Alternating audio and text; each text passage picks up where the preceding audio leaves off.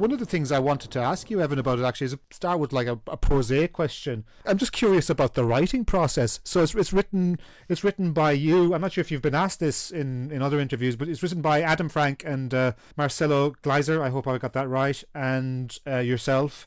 And I recommend everybody who's listening to read it. It's really super well written and really, really clear. I'm just thinking, I don't know if you've ever read Q by Luther Blissett. Luther Blissett was a footballer who used to play with Watford in the 1980s in the UK. Bear with me, Evan, this is actually going somewhere. That was a chosen nom de plume by a bunch of autonomous Marxists from Italy who wrote a novel called Q, which is it's a terrific rollicking read about anarchist monks in the Reformation. One of the things that struck me about that was that there was They always said like that they kind of read it they wrote it collectively, and they said by the end of it they actually did not know who wrote one bit and who wrote the other. Did you have a similar experience with writing The Blind Spot? Yeah, a little bit. The way that it worked is we each took the lead on generating a first draft of particular chapters. So Adam took the lead on the quantum mechanics chapter and the final chapter on Earth system science.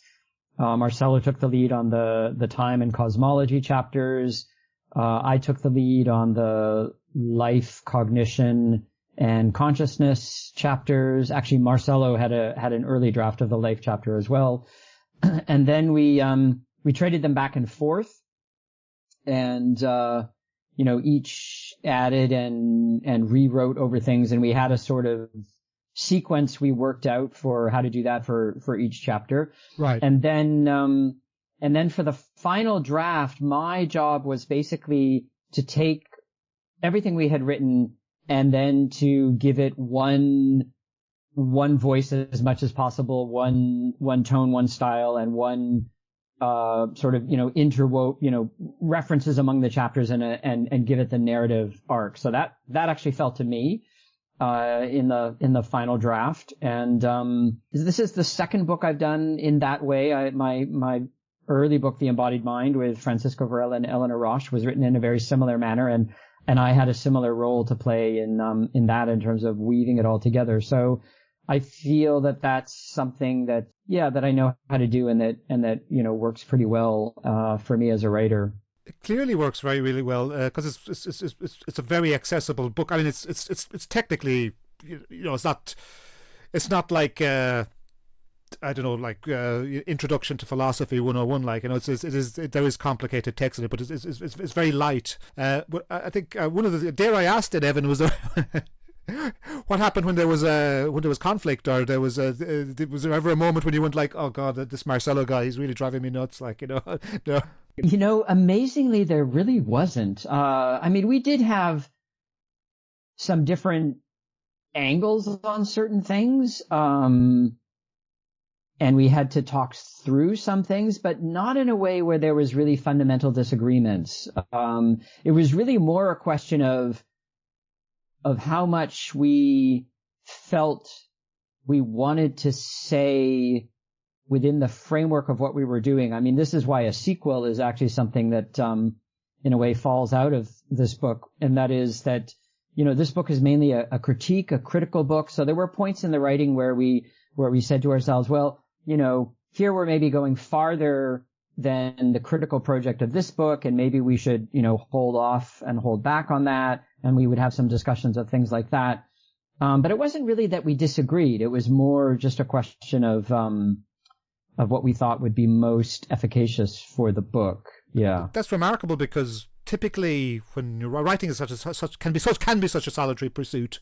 It can be quite, it's not necessarily egotistical thing to do, but the way you've done it is quite egoless, I think. I'm glad to hear that. There's something just about the way we worked together, the three of us, that really clicked and really worked. And, we couldn't really have planned or anticipated that. I mean, the book came out of a conversation that the three of us were having together when we were when Adam and I were invited by Marcelo to be visiting fellows at the institute he was running at Dartmouth College in New Hampshire in the United States. And so we had, 2 or 3 weeks where we were just, basically walking and talking and exchanging ideas. And we were all very much on the same page already then. But of course, we hadn't written anything yet. So then when you sit down to write, you don't know how it's actually going to go and how it's going to work. But, Sure. Remarkably, it actually worked pretty well. And partly also, I think this was an unexpected, I don't know if blessing is the word, but you might say an unexpected positive effect of the pandemic is that, we were all working on it during the lockdown, basically. So we were all at home, all writing. We had time. We could get on Zoom and talk to each other. And somehow that strangely worked for the process of the book. Yeah. I was going to say make hay while the sun shines, but not probably quite appropriate in that situation. But so moving on to the substance of the book. So the title is is a visual metaphor, I guess, or so the blind spot is taken from our visual processes. So it refers to, as we all probably know, or we've all experienced, the part of the retina that attaches to the optic nerve, right? And so it's that bit where there's no light detecting cells, I suppose, and thus the visual field has a blind spot. And so I'm just wondering why you and your fellow authors thought that's a useful analogy or image for what you're trying to communicate. Yeah, so the metaphor is exactly that, the blind spot in the visual field. So that's where the optic nerve leaves the retina, and there are no photoreceptors there, so there is no light sensitivity, but it's also the part of the eye where the nerve impulses are conducted to the brain. So not all eyes need to be organized this way. Insect eyes are not organized this way, but our eyes and, mammalian eyes are organized this way. And the idea is that there's something that we don't see. There's an area in our visual field that is blind to us, and we don't see that we don't see. And that not seeing is actually necessary for seeing to take place. So the analogy is there's something that science does not see, or more precisely, a certain way of thinking about science, a certain philosophy of science or metaphysics that became attached to science, something that it does not see, and that it doesn't see that it does not see, and that is lived experience, and that makes science possible. So the blind spot is how, when we elaborate a method of objectification, quantification, abstraction, idealization, the things that make science very useful and powerful to us, we don't see that all of that rests on and presupposes and requires for its meaning, for its significance, for its intelligibility, lived experience. And we don't see that, and we don't see that we don't see it when we construct a metaphysics of science that says science is giving us an observer-independent outside view of how the world really is fundamentally in itself. In the book, you talk more about folk like Whitehead and Bergson, Merleau-Ponty, and I think, I'm not sure if you mentioned Sellers, but Sellers famously talks about the manifest image and the scientific image. And I think you're doing a version of that, or you're trying to reconcile those two things, because that's one of the things that struck me about the blind spot, is that it was quite refreshing, because I should be clear to listeners, you're not actually critical of science. You're a critical friend of science. I think you're sympathetic to scientific endeavors, and that's interesting at a time of institutional skepticism and misinformation and a general all-round dissatisfaction with expertise and technocracy and all those things. But in some sense, you're trying to offer a supplement to science, was that the right way, or you're trying to help scientists to see the blind spot? Yeah. So I would say that what we're really concerned with is to articulate a proper understanding of science that would ward off, on the one hand, a kind of scientific triumphalism that says science, gives us an outside view of how reality is in itself fundamentally apart from our experience, and it's better than any other, human endeavor, epistemically speaking. And another view at the opposite extreme, which would be a kind of science denialism. Science is just one more story among other stories, and it has no particular status. Right. Right. And so we are very much defending and advocating for the importance of science. Two of the authors are scientists, and one's a theoretical physicist, one's an astrophysicist, and I'm a philosopher, but I work very closely with cognitive scientists. So we're all, if you want to put it this way, pro-science, but we think that what we call the blind spot distorts science in a way that then naturally plays into the hands of either the scientific triumphalist or the science denier. So we're trying to really articulate a vision of science that fundamentally grounds it in human experience as you could say, a refined, distilled, and very precise way of extending human experience, but never leaving human experience behind, never stepping outside of it. That is. I think that must be difficult for a workaday scientist to grasp that position, because I've taught philosophy, I've taught philosophy of science, I've taught phenomenology over the years to undergraduates and grad students and PhD students, and when you're doing philosophy of science, you always get the impression, fairly or not, that actual practical scientists, they're not too concerned about the theory of knowledge, or they're not too concerned about falsifiability. They're natural pragmatists. They want to find out about prediction, and they want to find out about whether the experiment can be replicated, or they want to ensure that their results are coherent and consistent, right? But you're saying then that all of that is not thinkable without a prior understanding of sort of lived human experience in the first instance. Is that the thought? Yeah. So that is part of the thought. That kind of, you might say, workaday science, pragmatic approach. We have no quarrel with that. We think that's fine.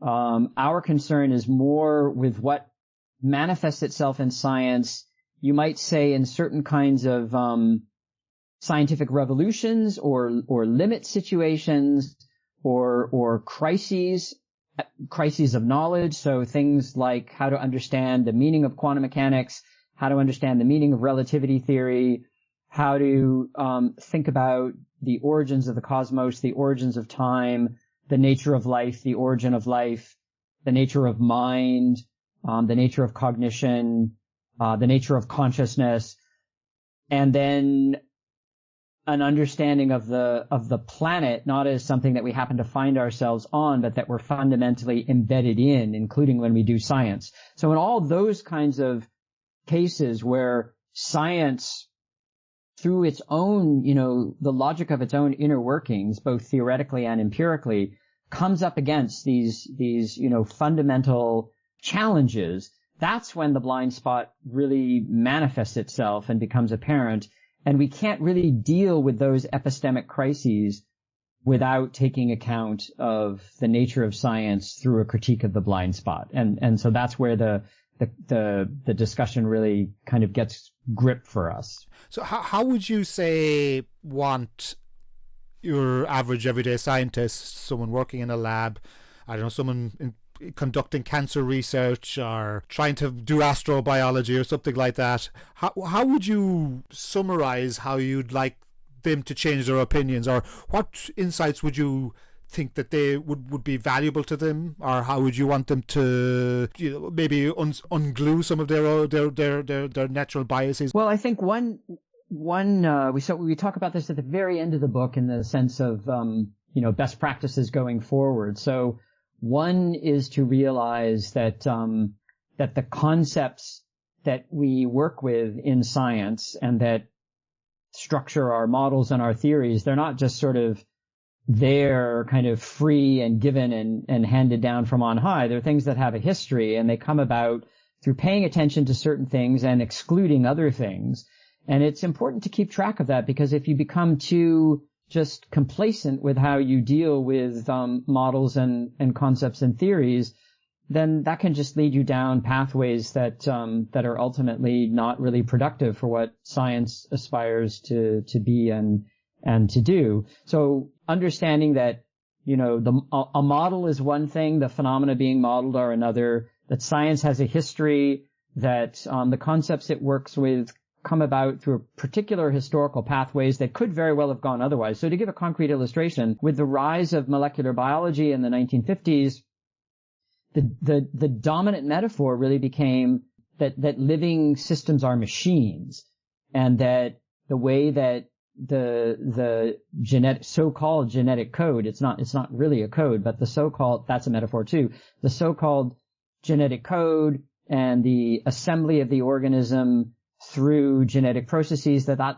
can really all be understood on a model of mechanism or machine. Now, there were people who right at the time, very prominent and proficient biologists who objected to that and said, no, that metaphor is distorting. Actually, it doesn't work that way because the genes are, embedded in a complex system with all sorts of regulatory processes going on. And if you just abstract out the way that, amino acids, are specified by nucleic acids and you treat that as a code, that you're imposing a certain kind of conceptual metaphor that obscures other processes. So right at the start of the rise of this idea, there were other voices, but they weren't the maybe most dominant or prominent, and so they get marginalized or they get suppressed. But now, 50 years later, we come round to the realization that, actually what they were saying was really quite correct. And we have to recover their insights. So if we have a historical understanding, and of course we don't teach science in a historical way, especially in North America. Right, yeah, same here. Yeah, then we really don't, we don't know these things and we don't understand them. So, within a university context of science education, you could say our argument implies, the need for, something like a liberal arts conception where you learn, science as a craft, but you also learn it in terms of, its history, its underlying philosophical assumptions.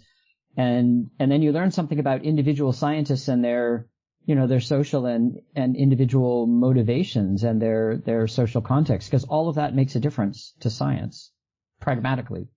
And one of the things I want to pick up there, Evan, on that is, and I think you focus a lot on this book, you and your co-authors, and I think you have a term for it. So it's called the surreptitious substitution, which is, and let me ventriloquate you here if you don't mind. So it's it's kind of effectively a phenomenological idea which you take from Husserl's Crisis of the European Sciences, the 1936 book by Husserl, which is a great book as it happens. So the idea is that theories, ideas, and models are abstraction.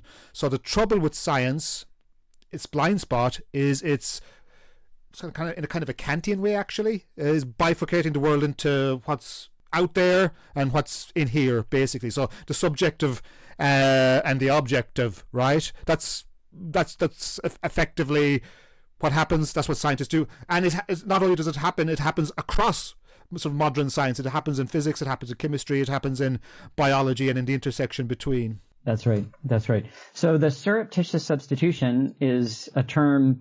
It's actually an English translation of one word in Husserl that I think means displacement in the German, but it's a wonderful rendition into English by David Carr, the translator of Husserl's Crisis of European Sciences, this 1938 text. Yeah, and so Husserl uses this concept to mark the way that a method, which is the method of objectification, abstraction, quantification, idealization, abstraction, all of the things that we see really prominently displayed in early modern science in Galileo, and then subsequently as science develops, Descartes, Newton, all the way up through science today.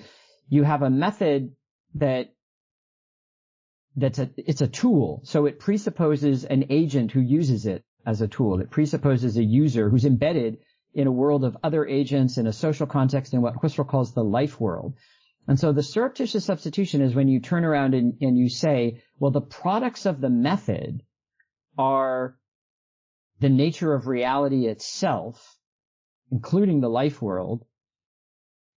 And that's like a category mistake, because the method enables you to generate and produce certain results, but it depends for its implementation and for its very significance, its meaning, its intelligibility, you could say, on the background presence of agents in a world who thereby cannot be fully rendered in terms of that method.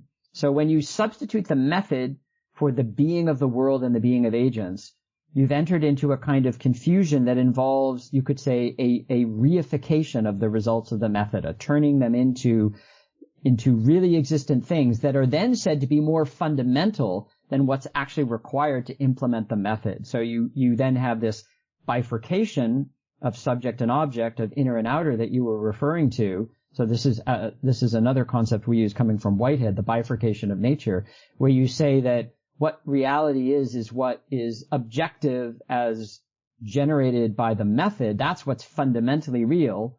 And the world of values, of qualitative experience, of the situatedness of the agent, that's all really subjective and mental.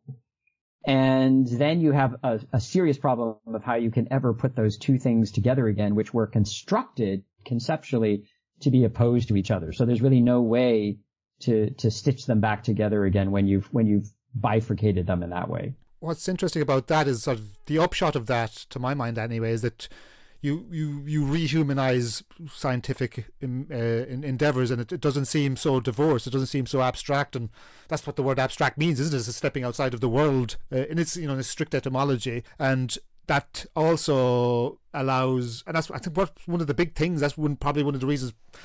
Broadly, and I'm speaking speculatively here, but it's one of the reasons that folk are so skeptical of scientists, skeptical of institutions, is that it loses that structure of relevance.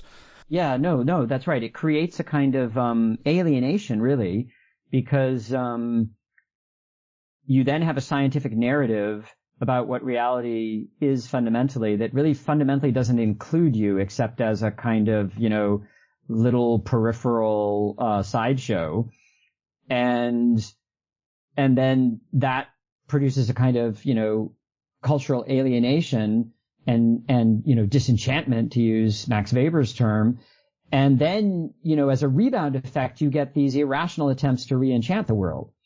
And that doesn't solve the problem either, because you're caught between this, dichotomy of a kind of misplaced objectivism and then a misplaced, subjectivism that tries to sort of re-inhabit the world in this projective way. I wonder.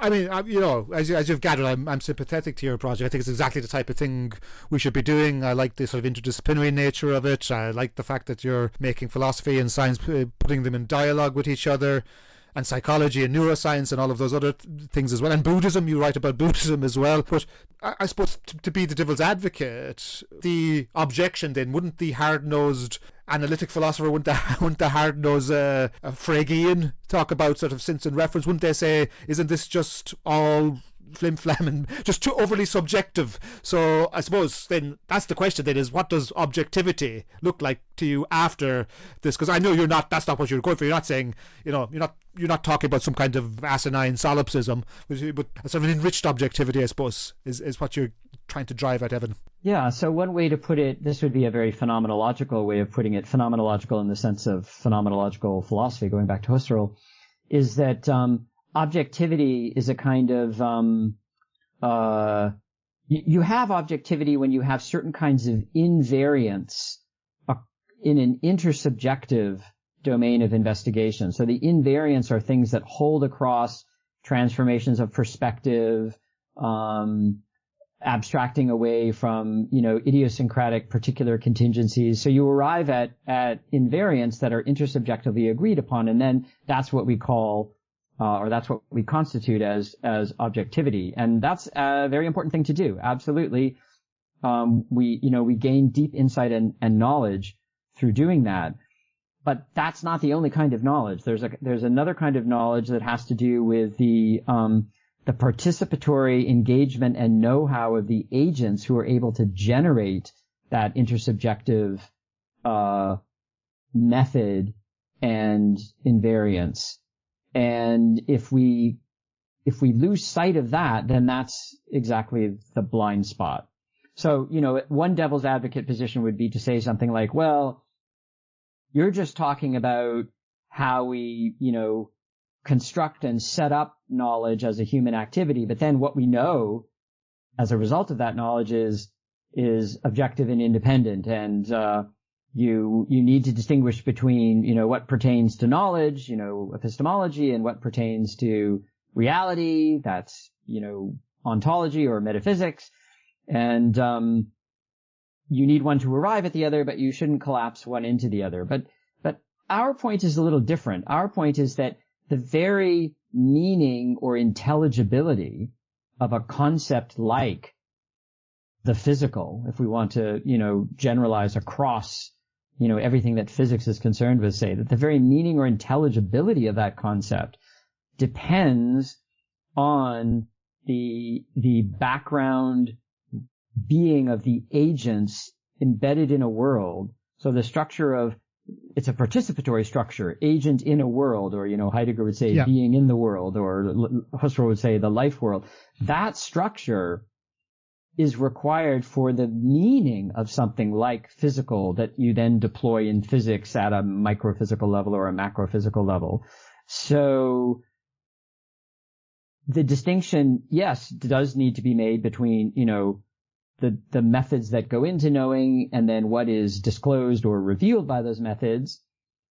But stepping back, the very meaningfulness of what all of that is about depends on something in the background that can't be reconstructed in terms of the method, because the method is dependent on it. Right, and that's inherently asubjective then, isn't it? Which is the point. Exactly. Now, there's so much, Evan, I want to talk to you about. I'd like to sort of zone in on some of the questions about biology, because I know that you've written tons about that elsewhere. But just prior to that, and although I think they're perhaps connected, actually, one of the nice examples in the book is, I guess this is one of your chapters, perhaps, is the one, well, maybe not, but you're talking about live time and clock time. So this is one of the examples you give in the book. So sort of a very Bergsonian idea. So Bergson famously distinguishes in Time and Free Will, I think, between quantitative time and qualitative time, roughly. So time is measured and time is duration. Or so the time of the flow of experience, crudely put, right? That in the book, right, you oppose that to the science of Einstein, right? Some in particular, so Einstein's sort of relativity theory, which is, of course, probably a bit of a mistitled theory, isn't it? Because the end result for Einstein is that there's no time at all. That the universe is in fact timeless. So I was wondering, could you perhaps use that as an example to explain the broader project, or how you're putting the live time of human experience or human flow and duration in conjunction with a scientific theory such as Einstein's? I realize that's a big ask now that I've said it. Yeah. No, that's a big complicated debate that took place between Bergson and Einstein, in which they, in certain ways, they didn't really understand each other, and then the people who took up the debate following on them also, didn't understand each other in certain ways, and that took a lot of hindsight maybe to figure out. Partly because relativity theory was so new and was not well understood even by some of its advocates, actually. So I mean, the issue there is that we, as agents in the world, we have an immediate experience of the passage of time. So we could call that duration, we could call it passage, with a sense of presence or now that in a way is always there with the passage. And then we, in various ways, abstract from that and create representations of time, either spatial representations using, the hands on a clock or the movement of a shadow across a sundial. So we spatialize time. So this is what Bergson is concerned with in Time and Free Will, is we spatialize time, and that's a kind of surreptitious substitution already, is we confuse a representation that we can then, progressively develop so we can abstract to something like an instant, an infinitesimal moment, which is extremely powerful mathematically and physically. But we then substitute that for the reality of time, or for what the being of time is. And then we face really serious philosophical and scientific problems, which are problems having to do with, there is no privilege now in physics, but there's clearly a privilege now for the agent acting in the world. There is no irreversibility for most of physics. But, we grow older, we don't grow younger. Biological processes are all irreversible. So we have these, these are examples of the kinds of like crises or conundrum that we face in which the blind spot manifests. So time, this is the discussion of time we have in the book. The task is to recover what we would call the primacy of lived experience as that which makes any, representation of time in physics intelligible. So, for example, in the context of relativity theory, Einstein in his early papers relies on operational definitions of simultaneity. So something is simultaneity, something is simultaneous if it is perceived to happen at the same moment as a reading of a clock, a given reading of a clock. So there, and Bergson makes this point in their debate. There you have an implicit reference to the situatedness of the observer, the perceiver. He's in the train, to use Einstein's example, he's in the train station, the train is pulling into the station, he looks at his watch, and, the train pulling into the station is simultaneous with the clock hands pointing, at 2:00. And that's, for the reference frame in Einstein's sense of the person standing in the train station and looking at his watch. So you have an implicit reference to a perceiver with their experience of what is now and what is happening in the now, with two events being simultaneous. And on the basis of that, then, Einstein very, ingeniously, based on a number of other things, arrives at the idea of, reference frames. And then, in special relativity, clocks will read differently depending on the reference frame and depending on the velocity. And all of that is an amazing and very powerful intellectual achievement, but it still presupposes the embedded experience of the agent for its meaning and intelligibility. So if you were to turn around and say, well, as Einstein, did at one point, the passage of time is actually an illusion. There really is no privilege now, or that the universe needs to be conceived as one block with events, ordered in a particular order, but with no real past, present, future. Then you've actually constructed a kind of metaphysics that goes beyond what the theory legitimately warrants, because you've forgotten the theories being beholden to the experience that gives the theory its intelligibility, and you've projected the theory out into how the world is fundamentally in itself. So time and the difference between clock time and the passage of time, or time passing, which we immediately experience, that's an illustration for us of a place where the blind spot moves happen. Yeah, and that then presupposes a very dynamic, or a very, well, I'm sorry, ephemeral and protean are probably not the right words, but it's just flow, isn't it? The experience of flow. Then that, I think, is really relevant to some of your other observations of the book as well.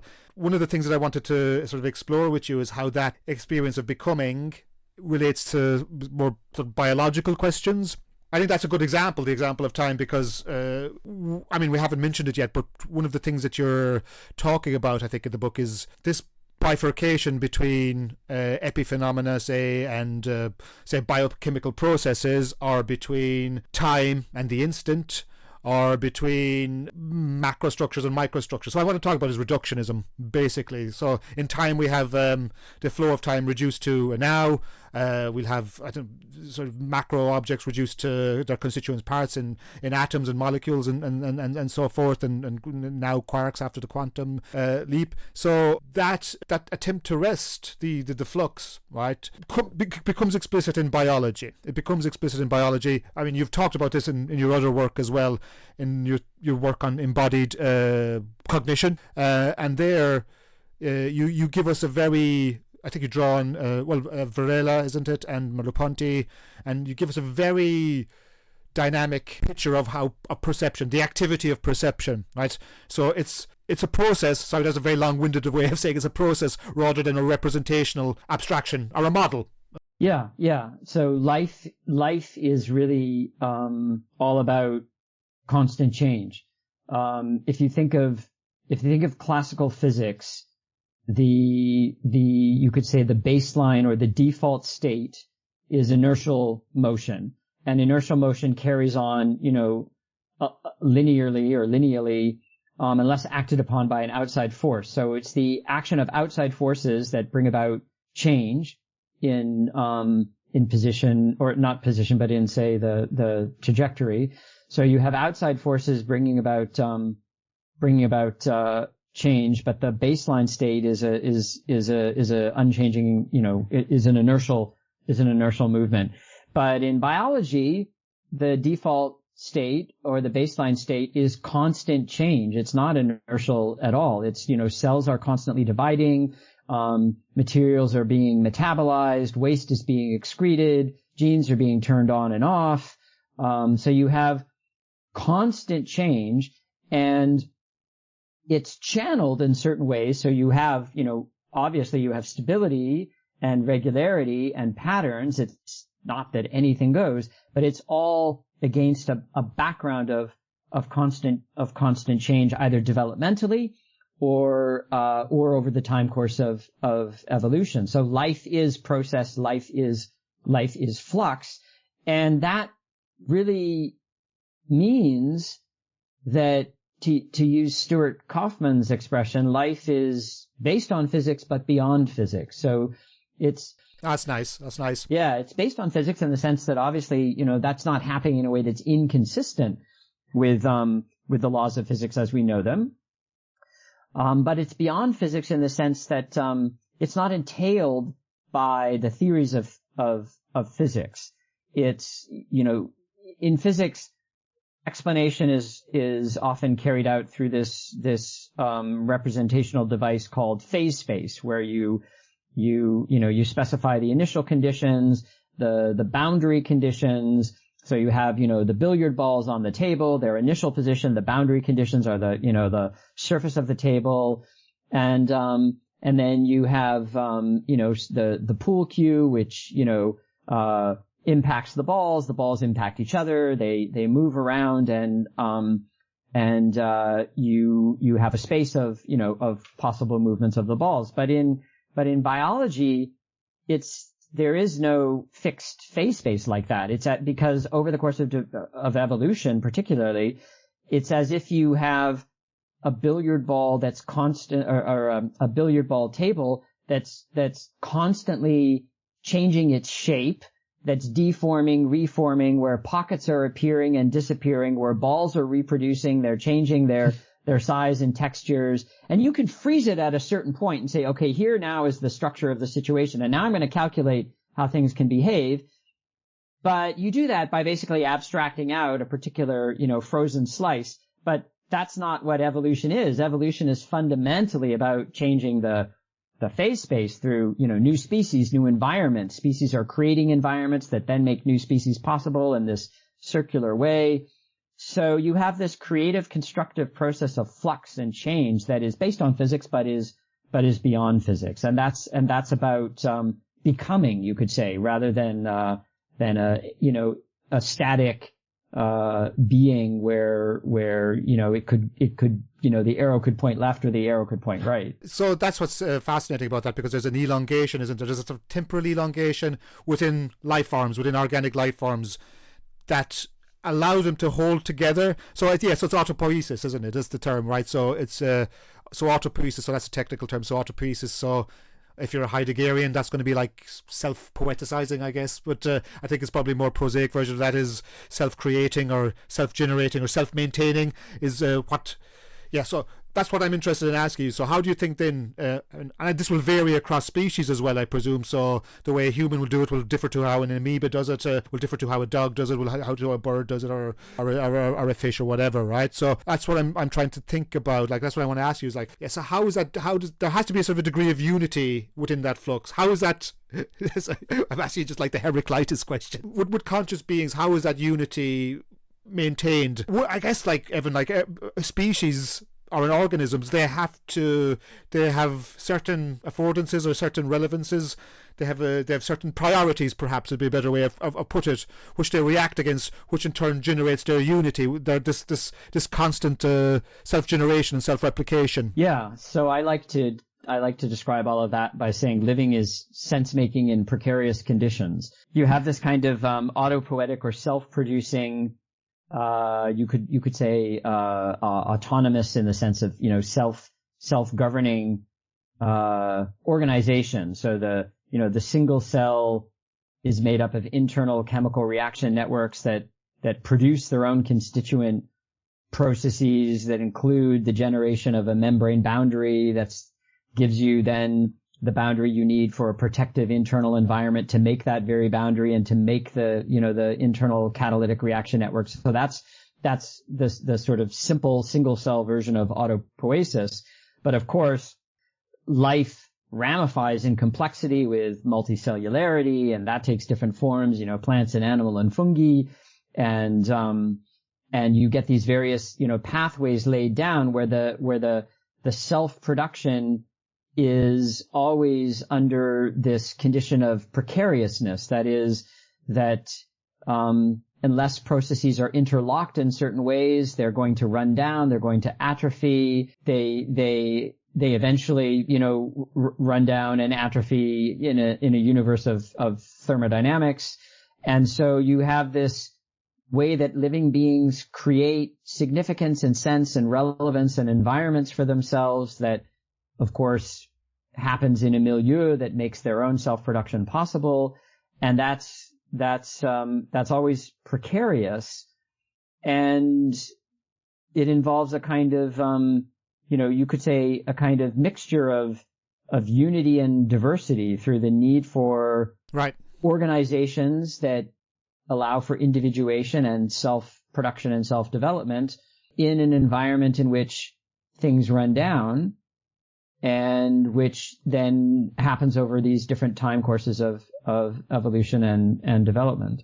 Yeah, so precarity is an essential condition of biological structure. Yes, I was thinking back to my leaving cert, so my A-level biology when I was young, and I was always remember the sort of the structure of the cell, and I was thinking that's quite an example of what they're talking about, isn't it? So the sort of the reductionist idea would be that the cell is reducible to, biological systems are reduced down to the cell. The cell is the sort of the atom of biology, which is a terrible way of thinking about it. It's a terrible model, isn't it? Because a cell is inherently porous, and it's synthesizing its own elements, and it's reforming itself. And that's the thing. It makes its own unity. It makes its own unity relative to its environment. Exactly. Yeah. It makes its own unity in a way that involves making the environment, but it's able to make its own unity because it's embedded in an environment that isn't just something it makes. So there's this, you could say there's this kind of circularity, or really, another word, philosopher's word for this would be that there's a dialectical relationship between the organism and the environment, the inside and the outside. And that makes, the processes inherently relational. So it's not that you start with independent entities and then they come to stand in certain relations. Rather, you have these webs of relationality, and in them and through them, things individuate or self-individuate, and that's what life is all about. Yeah, and that then varies. Yeah, so that then affects consciousness then, or the different iterations of consciousness, right? So one question I did want to ask you is, do you see yourself as a materialist, or perhaps to what extent do you see yourself as a materialist, Evan? It's not a word I would use to describe myself, because materialism, or philosophers often today tend to prefer the word physicalism, says that everything is physical, including life and mind. But I don't really think that statement is meaningful, because I don't think we have an understanding of what the physical is. In other words, we have the situation where we have an everyday understanding of the physical, which comes from our embodied experience as agents in the world, and that's perfectly fine. And then we have an understanding of what's physical that we get in physics, and that's, abstract and idealized and highly distilled and refined. And when we say everything is physical, we don't really know what that means, because science is a work in progress, and we can't sort of say from the armchair what it is for something to be physical, because what we understand the physical today, in terms of science today, could turn out to look very antiquated from the perspective of physics, 500 years from now. So we don't really know what we're saying when we say everything is physical. So it's just like to say physical and then put ism on it just seems to me to be kind of a meaningless thing. What people really want to say when they say that is they want to be naturalists. They don't want to appeal to, something outside of the framework of nature. Right. They don't want to be supernaturalists. They're not immaterialists. Yeah, that's a different kind of discussion. That's not really the method of physics is the method of creating a certain kind of objective knowledge. And whatever physical means is understood in terms of that. But that still all presupposes our embodied agency as beings in the world. And that's really what we're seeking to understand. And you can't really take the physical and add an ism onto it and then try to turn around and say, well, everything, including that presupposed agency and being in the world, is physical. That actually I don't think is a coherent statement. So I'm not a physicalist for those reasons, but that's not to say that I'm a dualist, because that's the usual menu of options you're given. You're either a physicalist, dualist, or you're a panpsychist, or you're an emergentist, but all of those views work within the framework of the blind spot in our diagnosis. Yeah, I must ask you about panpsychism. If I get a chance at the end, because it's kind of trendy at the moment, I think, and all my students are going, is Hegel, is he a panpsychist? Plato, is he a panpsychist? Which is great. They're all enthusiastic. So that discussion there about physicalism, that's how, because ultimately materialism, it always implies a reductionism, doesn't it? If you reduct down to a particular type of matter, whether that's a gene or a cell or a minute, if we're thinking of a clock time. So I've been recently looking into von Humboldt, Alexander von Humboldt, who's kind of sort of the romantic scientist, I suppose. And I think your work and your colleagues' work is in that tradition, I think. I don't think you mean necessarily von Humboldtians, I'm saying, but you do draw on that broader relational environmental sense, which precludes materialism, I guess, or precludes reductionist materialism at least. So you think of the Umwelt, so sort of the chap's name escapes me, I can never say this, von Uckwell and people like that. Yeah, so Umwelt so perhaps you could speak to that, Evan. Yeah, I think there's within the history of, say, European philosophy and European science, there are thinkers like von Uckwell and von Humboldt and others who are really concerned with, in a way, with issues about meaning and significance with regard to life. So, von Uckwell, it's about the Umwelt, it's about the organism and the environment and what has significance for the organism given the kind of body it has and the kind of environment it can be related to in virtue of having that body. And so you work with relational structures and relational concepts like, organism environment or organism Umwelt.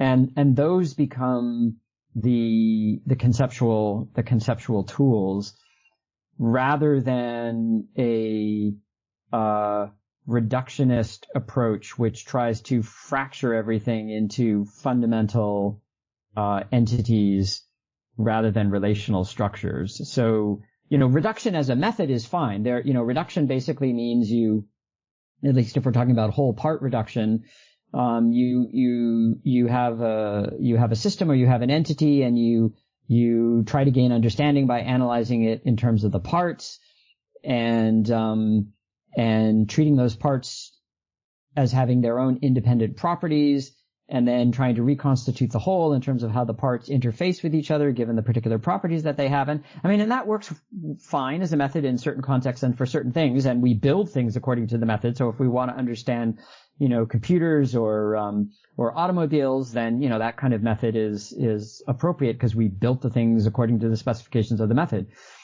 But if we're dealing with systems that are nonlinear, that are entangled, that have a fundamental interdependent relationality, then those systems don't work so well or are not understandable so well in terms of that method. So reduction is a method that the ism that you attach onto the method then gives you a kind of metaphysics or worldview, which says that, the smallest things are the most fundamentally real, and we'll reconstitute everything else in terms of them. And that's a philosophy or metaphysics. That's not actually, that's not really warranted by the method as a tool. Yeah. So instead, a different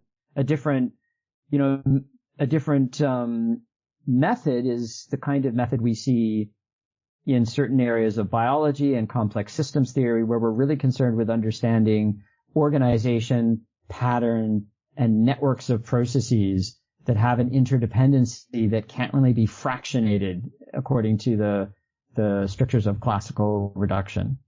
With agents then, with organisms, and this is, I guess, this panpsychist question is adjacent to this, because the panpsychist would make the claim that to varying degrees everything has consciousness, in a sense, to a greater or lesser degree.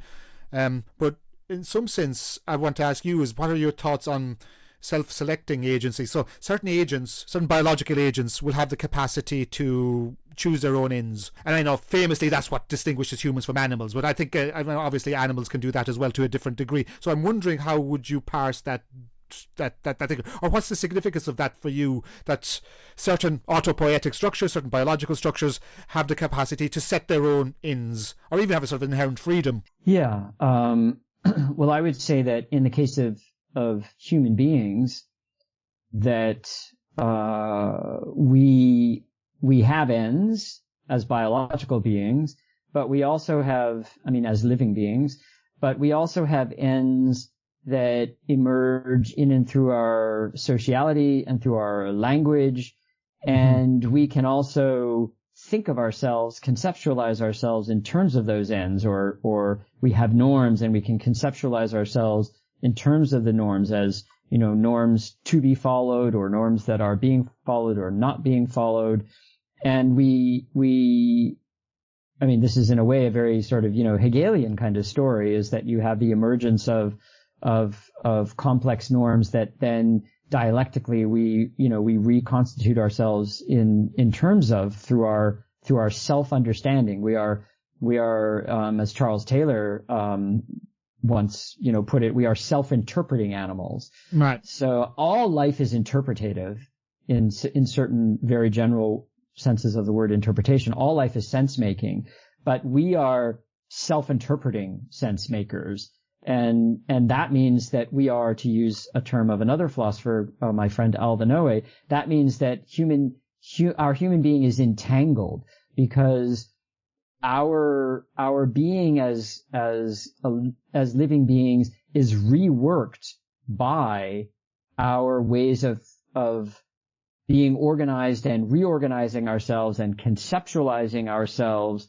so that it's not as if we start out with some kind of, pure biological human nature and then we become cultural. Our nature is always already cultural, so there's an entanglement of culture and nature that has to do with our being self-interpreting, our always being, questions for ourselves, our always being problems for ourselves. As Heidegger says, the beings for whom being is always an issue. So that's what is distinctive about us.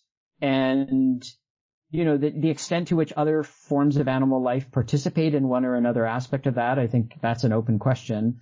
I think our understanding of animal life and animal behavior and our sense of what needs to be done to investigate it properly, that's much more sophisticated and nuanced now than it was, say, when von Uexküll or Heidegger was writing. So these are still open questions with regard to, animality more generally. One of the things in the blind spot is that with regard to the question of life and the ends that we pursue with that life, and humans do it in particular ways, and humans have natural imperatives. What's interesting about the way you pose it is that the humans are beings that can do things with their natural imperatives as well. There's a really important note at the end of the blind spot where you talk about values. I'm particularly thinking here about the chapter on climate change, Evan, and the blind spot, you and your co-authors claim, contributes to our inability to recognize and to deal and to confront climate change, and that's really interesting, I think, because that's quite counterintuitive within the discourse on science, because typically we think of climate change, listen to Greta Thunberg, you got to listen to the science, and I agree with her wholeheartedly, but that's not quite what you guys are saying, which very much chimes with your overall message in the book as well. Yeah, I mean, so we do absolutely think we have to listen to the science, the science concerned with climate change. Our diagnosis of how we have arrived in this predicament is that it is fundamentally bound up with the blind spot, because we have viewed nature as external to us and as really not intrinsically valuable, but really only having an instrumental extractive value for us. And that is, we've been able to look at it that way because we reconstituted what the world is in our understanding through this method of objectification, the blind spot, the surreptitious substitution, the bifurcation of nature into subject and object. Without having that in place, we couldn't have arrived at a worldview that would see nature as just an external resource that then we can, use however we choose for our own benefit. So unless we really come, and that's about value, really fundamentally, that's about value. Unless we really come to grips with value and the crisis of value, we can't really transition into what a grown-up, mature, planetary scientific civilization could be, because we will keep defaulting to a view of nature as a resource. And, when we do that, we're putting ourselves in a situation where, some people are going to have access to the resources and other people aren't. And we also get, very sort of instrumental approaches to climate crisis, like, well, it's just a matter of carbon sequestration and issues of value and justice aren't really important. Or we get the strategy that's very cynically pursued by people who publicly will disavow climate change, but privately believe in it and are amassing, through their wealth, a sort of Noah's Ark strategy to deal with it, where they can be on the ark and, everybody else is going to be screwed. So we see that as, it's fundamentally a social political issue, but the way that nature is represented or came to be represented such as to make that possible is fundamentally bound up with the blind spot. Yeah, it was just reminding me of the work of Arne Naess there, the Norwegian activist phenomenologist, I guess. Yeah, that the idea that it's a very narrow understanding of ins, that kind of sort of instrumentalism. Yeah. Now, if there was one thing you wanted folk to take from your work in the blind spot, what would it be? What do you think is the most important, the most vital contribution of the work? I suppose what you're most proud of, really. Yeah, that's an interesting question. I mean, I think what's ultimately the most important is what we were just talking about, because that's the crisis that we're currently in, the environmental crisis and the crisis of value, the crisis of meaning. Our book is really an attempt to address that in a way that's from within the scientific worldview and that upholds the fundamental importance of science. So the thing that I would want people to take away would be, there is another way of understanding and thinking about what science is and why it is so valuable that isn't what you think it is. It isn't, the standard story that you've been fed. And then depending on individual readers' interests, some people may be more interested in how we make that argument with regard to consciousness, or how we make it with regard to the nature of time, or how we make it with regard to matter in quantum physics, or how we make it with regard to life and biology. That's going to depend on the individual reader. But in big terms, those would be the really important takeaways. Last question. Do you like panpsychism? Do I like panpsychism? A or nay? So if, panpsychism has come to be a certain kind of panpsychism, or or the word panpsychism used to designate a certain kind of position has come to emerge more prominently in the past, 10 years of philosophy. That version of panpsychism, for reasons that we go into in the blind spot, I see as very much still within the structure of blind spot thinking, because it basically takes the objectivist worldview of physics for granted, and then it says you're never going to get consciousness out of that unless you make consciousness a fundamental ingredient of reality and view it as ubiquitous. And I don't think that works, because it basically is working with blind spot conceptions of consciousness and the physical. There are thinkers who are sometimes, in my view, mistakenly called panpsychists. So Whitehead would be an example. Whitehead never uses the word panpsychism, who call on us to rethink our understanding of nature in a way that is beyond the mental versus physical dichotomous concepts, and in such a way where we understand nature so that mind or consciousness is a natural phenomenon as part of it, in a way that can be traced down even to the most, micro levels of detail. That I'm very sympathetic to, but I don't think that's properly thought of as panpsychism in the way that most people use that word today. Thank you, Evan. That'll keep my students happy. Thanks for being with us, Evan. Thanks very much.